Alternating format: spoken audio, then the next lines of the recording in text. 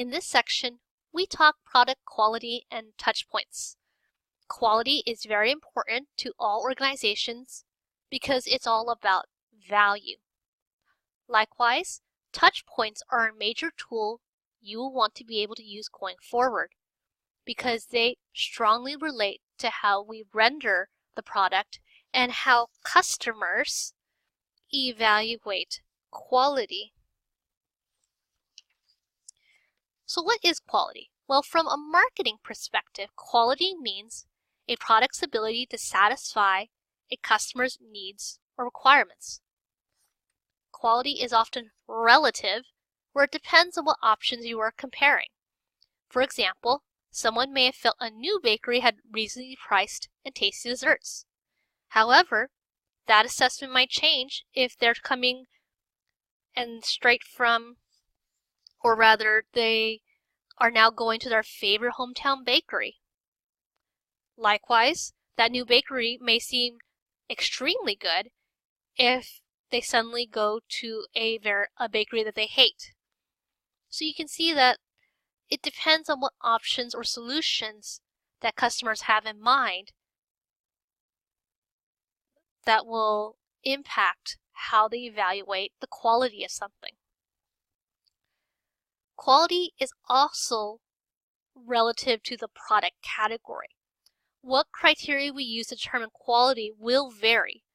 We expect most products to not accidentally hurt or kill us, but in many cases what counts as working or quality varies.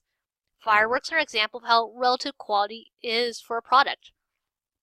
We have lowered expectations that fireworks should not hurt us as opposed to a child's toy. Quality is very subjective, where it's determined by a person's point of view. We may agree on the characteristic we should use to judge or what factors we should judge, but not necessarily judge by the same benchmarks. So for example, in certain regions we expect restaurant servers to smile. Others have no such expectation, but they do expect chit-chat. A person may not count what the server does as smiling, while another thinks they're positively grinning. So, in essence, quality is not only relative, it is also subjective. And really, each individual may have a different sense for what criteria should be most important and how they will evaluate such. Take a look at your computer, or perhaps a car. In what way would you determine if it was high quality or not? Would your family or friend agree? Here's a car example to illustrate how relative quality can be based on our needs and situation. I value smallness in a car because I like the gas mileage, that I can fit in the tiny parking spaces, and I don't really ever need to haul anything around. Someone else might not find smallness a good quality because he is tall and needs to haul large, heavy things around all the time. Whereas I would not want this because that big empty truck would make it more difficult for me to take things where I need them and park. And meanwhile, that other person values the largest and layout of the truck. Here's another example that also addresses these three qualities. What counts as quality restaurant service? So go ahead, think about it. What does quality restaurant service mean to you? So for some people, a high quality restaurant is one in which there is effectively fancy tablecloths, nice candles, and waiters that dust your table for breadcrumbs and put your napkin on you, all sorts. For others, that may not be a sign of quality at all, where they're like, oh, no thanks. You couldn't pay me to sit through that. Keep away from me. This person may instead find quality to be food served hot and fresh, and his or her coffee mug is never empty. So remember, it's all about needs. You expect fast food to be speedy to get you in and out. You do not expect nor do you value that speed if at a fancy sit-down restaurant. So quality is relative, subjective, and based on the customer. So let's do an activity. I want you to write a list of qualities for your project's product. How might a customer determine quality for your product? Go ahead and start writing out the qualities they would say. How might it vary across segments? And what we're going to do is when you look at and list those qualities, you're going to want to have it where a person could look at the qualities and guess what the product or product category is. Go ahead, give it a shot. Start writing out some qualities. I'll give you some examples in a moment. Okay, hopefully you've had the chance to write out some of your qualities. Now here's some examples from past classes for the activity in which you were to list the qualities of your product that customers might find important. And keep in mind, sometimes it takes a few guesses, but you can often see that some are much easier to figure out than others. And the answers are below, but we'll go over a few. So, something to keep in mind when you look at these and your own is the better the target market can recognize what the product is based on the qualities, the better. Even if they're not able to immediately guess it on their own, someone should be able to recognize a good fit when you do get the answer. The more vague the qualities are, the more likely you may not be adequately capturing how exactly your customers are evaluating your product. Not to say they always can say what they actually want, but it doesn't hurt. For example, you can see how some of them say price or convenience. Those are good, but should not be the only words they use because they're so general. In fact, many products all provide convenience or good prices, but what does it mean? Relating back to our millennials and cereal example from the research chapter, remember that they thought cereal was inconvenient. However, it would be wrong to simply assume that all the millennials opted for even simpler or easier breakfast foods at all times. Instead, they opted for a breakfast food that took more time and effort, but which produced a larger payoff to them in the form of a warm breakfast. So take a look. You can notice that some of these are probably a little easier to get based on some of the qualities, and others might take a couple more guesses before you get to them.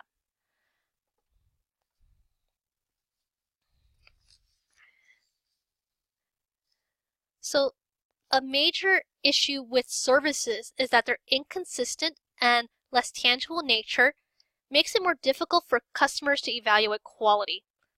Therefore, there are other major cues we use instead that marketers should be aware of.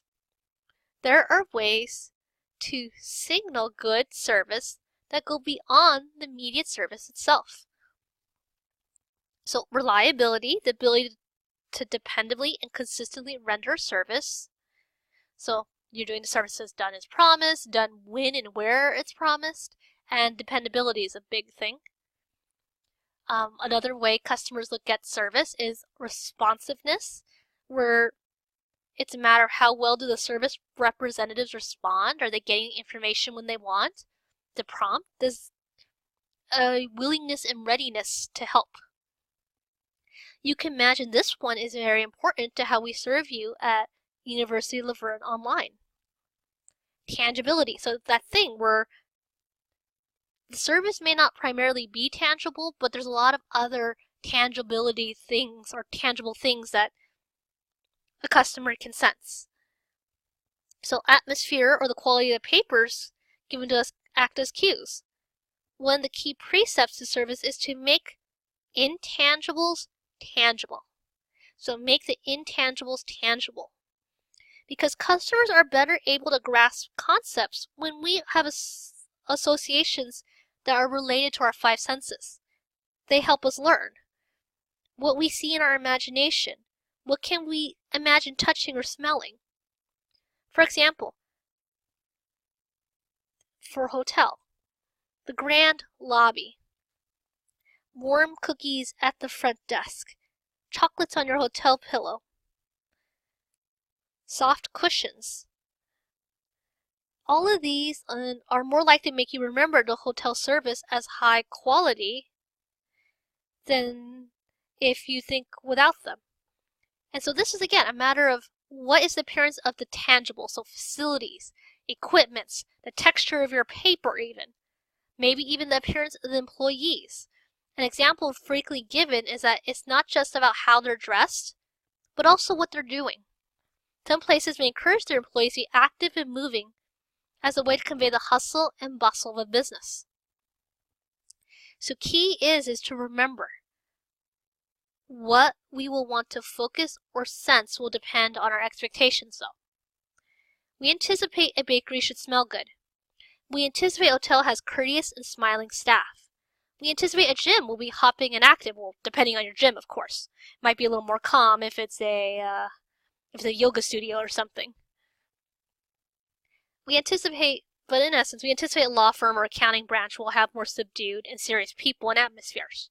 So keep in mind, all of these should be based on what customers expect for your product. Assurance is another way customers may come to evaluate your service. This is the way employees instill a sense of confidence and well-being in their customers. The idea they have you covered. This doesn't have to be something like they're your friend now.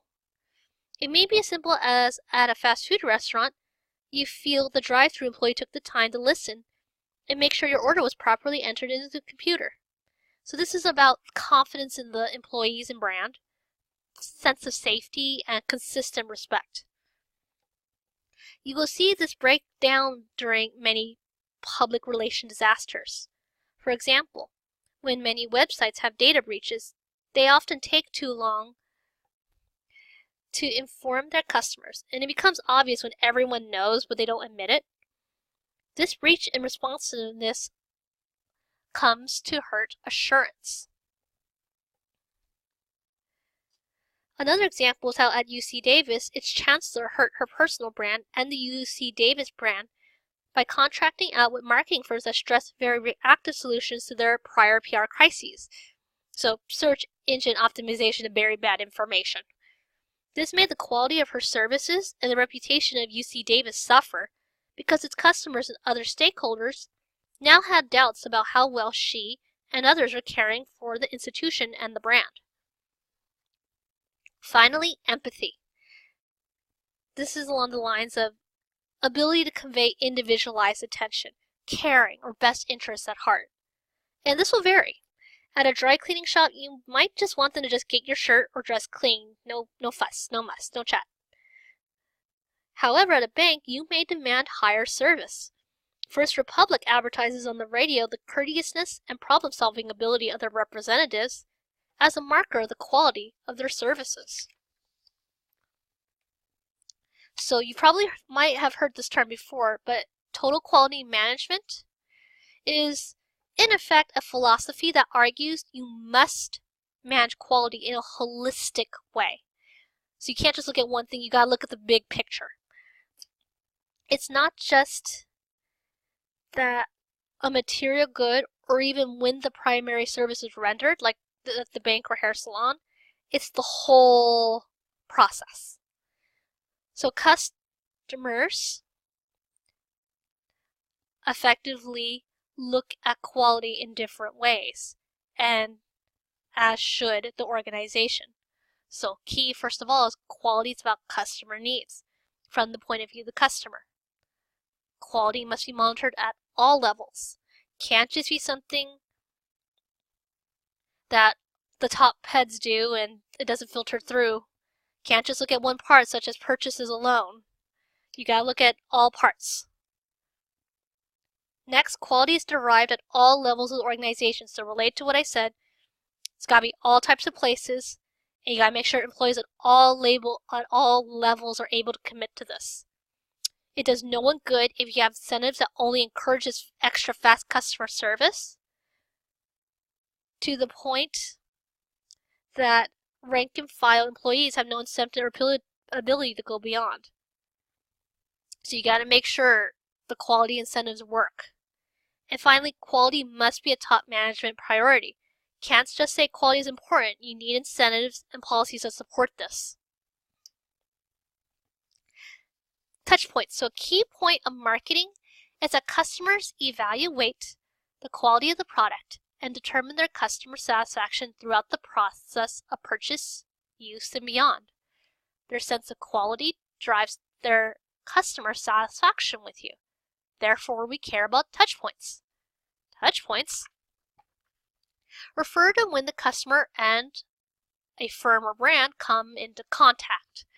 Often, customers' encounters with the brand or firm are not just when they make a purchase. Remember, this applies for all types of products, goods, services, and ideas. So for a bank, it may include the actual branch, their website, their emails they send to you, those newsletters, the banking statements, ATMs, and these ATMs might not just be on their premises. They may be at your local grocery store.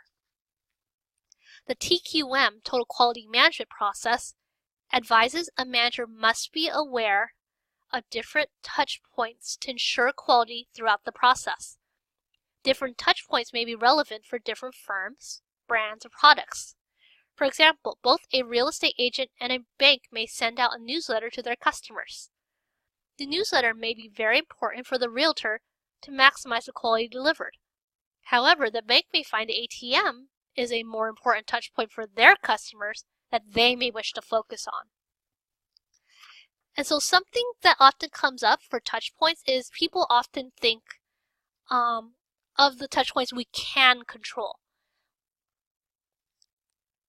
But we often have to plan for those we have less control over. And I often prefer the expanded definition of touch points, where we consider any contact that can be made between your organization and the customer. So other customers can be touch points. SNL or parodies can act as touch points. They may not officially be part of you, but they sure may represent you in the eyes of the customer. So let's imagine you're going to Disneyland! After you come into the Mickey and Friends concrete parking structure you finally parked, you get to walk over to stand in line for the bag check. Magical, huh? At this point now, at least it's inside the parking lot, the parking structure at this point. You get a little more shade. Well, effectively, this article excerpt and picture is from a Disney Parks fan site, where they were quite concerned about how this damages the park experience. The parking structure and those long security lines before you even get to the ticket booths are all touch points.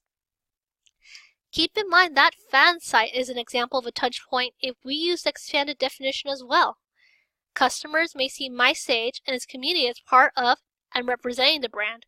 Maybe not in an official capacity, but the images still matter.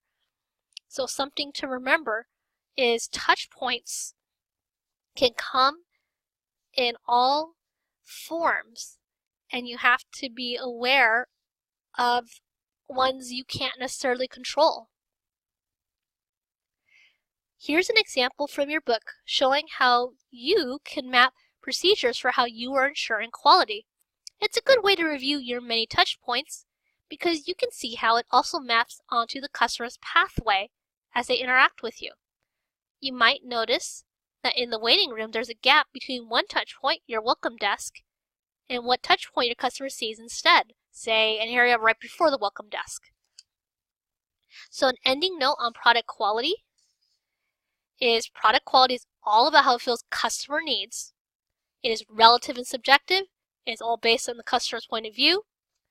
Quality assessments are often made throughout the exchange, not just during the purchase itself, but from decision to purchase to use and beyond. Can't just look at the purchase occasion or use alone. Finally, quality is key to how customers evaluate you and therefore drives customer satisfaction. And this goes for organizational customers as well, not just final consumers. And in fact, here's a video, if you like. It's all about the target market. This video has an example of B2B buyers in the UK, but you can see how changes in B2B buyer characteristics affects our marketing mix. In this case, what touch points may be more important and other objectives. Now let's move on to an activity. What are your touch points? here's a quick activity for you to start thinking about. And this will hopefully help you prep for your 5th discussion board. And feel free to do it now. Just remember that it's an individual assignment. Try to do something different for your teammates. It does your team little good if you all review the same ones, when you could be thinking through and writing up more of your marketing plan now. So what are some possible touch points for your product? What might seem to be the most important? What are easiest to change or improve and which are not? I highly advise you envision what a customer encounters throughout their decision process. Place particular attention on post-purchase as well, say that use and time between exchanges. So I'll leave you with this activity, and hopefully you've got some ideas stewing or a piece of paper where you're drawing out some ideas. So this is your instructor, hoping you found something interesting, and thank you again for listening. And next section we'll talk and switch more about product lines and product mixes, but for now, this is your instructor encouraging you to run with your ideas.